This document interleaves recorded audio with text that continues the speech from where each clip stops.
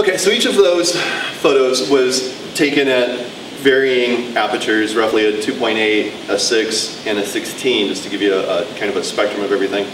The longer lens, the widest aperture it had was 4.6 at 200 millimeters, so I couldn't get that same wide open effect like I did with the 17 to 55 millimeter lens.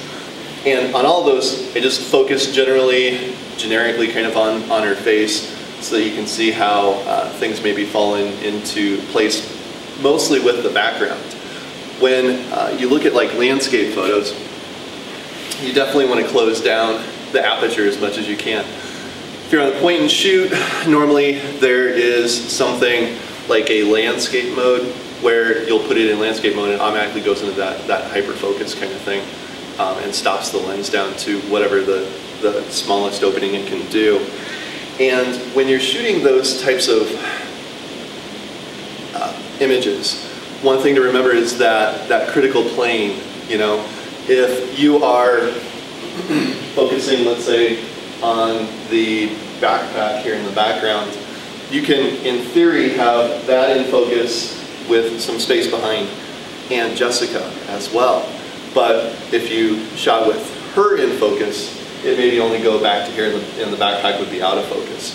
So when you are going through and taking, especially the landscape photos, keep that in mind.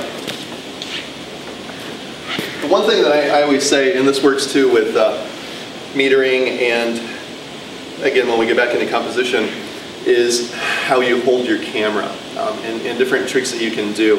One of them, namely, is when you're trying to get something to focus. If you notice the focus range for most cameras, especially point and shoots, and every even DSLR has kind of a center focused kind of metering area. And that's pretty problematic because the rules of thirds fall outside of that area. And again, also if you're doing landscape photo and you want maybe, you know, a tree or a bush or something here in focus with everything else back, but you want that tree or bush off to the side, then how do you focus for that? Because obviously the camera's going to focus on whatever's in that center meter area.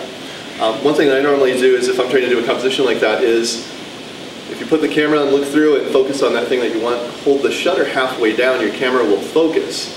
And then holding that button down, just turn your camera around, recompose, and take the picture and just push the shutter the rest of the way down. That way you're focused on the thing that you want to be focused on, and you know that your depth of field should probably work. When you're going through and taking these, take a bunch. Try and focus on different things. Try and focus on the ground at some point just to set your focal plane there, and pick the camera up and shoot, just so that you know about what distance away you're trying to get something in focus, and then you can recompose and get something shot. The key to the landscape photos is big depth of field. You don't want mountains in the background to be blown out. You want them to be nice and sharp and in focus, and you want the mid-plane to be in focus, and you want whatever's in the foreground to be in focus as well. So you want nice sharp images all the way through, especially for what we're looking for here. So experiment with those and let me know how that works out for you.